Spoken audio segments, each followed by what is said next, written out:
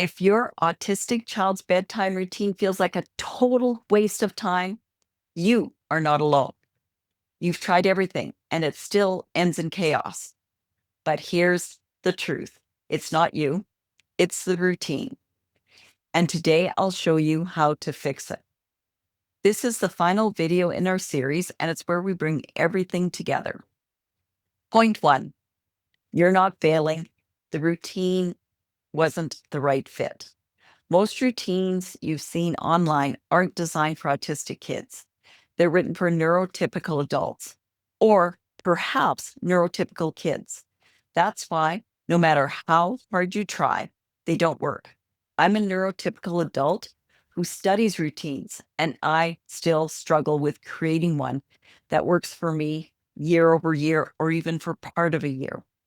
The solution is to stop forcing routines and start customizing them. Once you shift to building a routine that actually fits your child, everything changes. And yes, during the transition to a new routine, meltdowns may increase for a short while. That's normal. If that happens, check out my free resource, the T-Zone System for Relaxation and Sleep, linked in the description. The list of what could be included in your child's bedtime routine is almost endless. There are the usual things you find online, but you and I both know if your child is neuroatypical, then something minor can cause a major issue. Start with the list of what you want included in your child's bedtime routine, and then test, track, assess. If you're not sure where to start and what you should do, consider taking my course, Family Sleep Success, your step-by-step plan, where together we look at doable options. And you pick the ones that work for your child and then continuously tweak to improve. Eventually, the stress of bedtime routines will be a thing of the past. Step 2, tracking and assessing is what moves you forward. The magic isn't in trying dozens of strategies. It's in finding the right ones for your child. That's where simple tracking and assessing helps. This was discussed in a previous video of this series, but here it is again. I suggest a two-part system. A quick daily rating to separate good days from bad days, while also gathering background information so you have an idea what is contributing to the wanted or unwanted behaviors. The main thing to keep in mind is to keep it simple. Both the rating and the gathering of information. Keep it simple. The rating. 3 things to rate, and rate all 3 things on a 3-point scale. For example, has the day been above average, average, below average? Or decide if it was an easier day, normal day, or harder day. Unless your child only swings between the extremes, that is, only has horrible days and great days, there should be quite a few average or normal days. What you'll be looking for are the above average and below average, or the easier days and the harder days, to give you an idea what to repeat or modify. The 3 things to rate are: 1, how did they handle their day overall? If they had a meltdown, but it was delayed, or was not as intense, or was shorter than expected, that's a positive rating.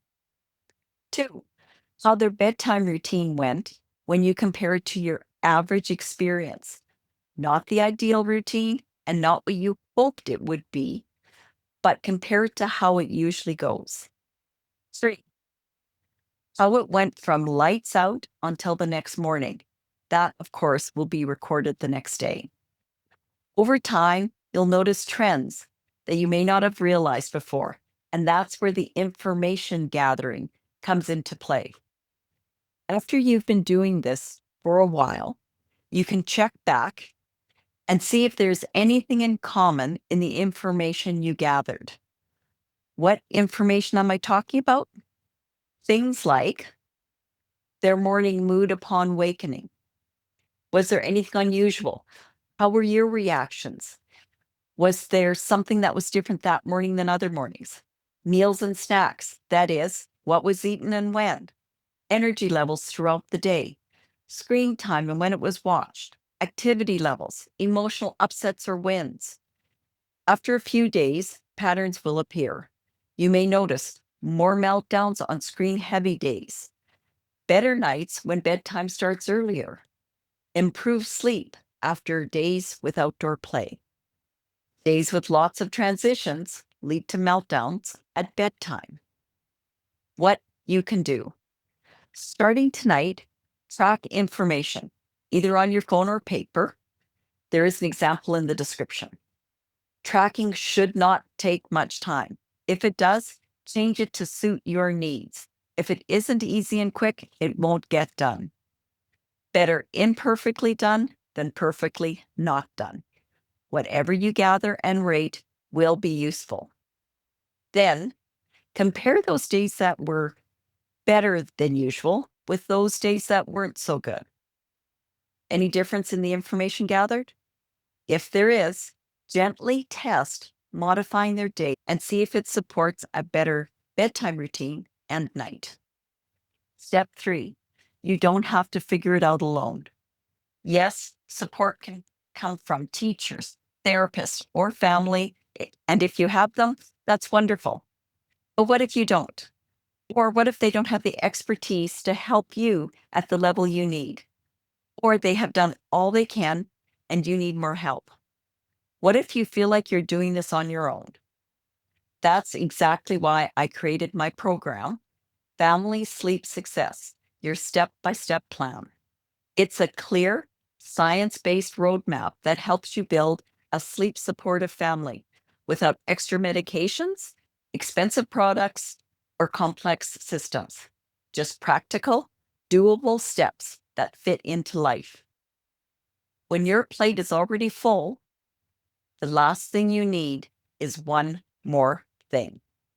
What you need is the right next thing, the one that will actually make life easier and give your whole family better sleep. That's what this program was built to do. Depending on when you're watching this, there may also be a community where I can support you with individual questions. If it's not active right now, just reach out. If enough moms are interested, I'll open a new one. So remember, you're not failing. Tracking keeps you moving forward, especially if you know what to track. And you don't have to do this alone. You'll find the link to my program and other resources in the description below. I'd love to help you and your child sleep better and shine brighter.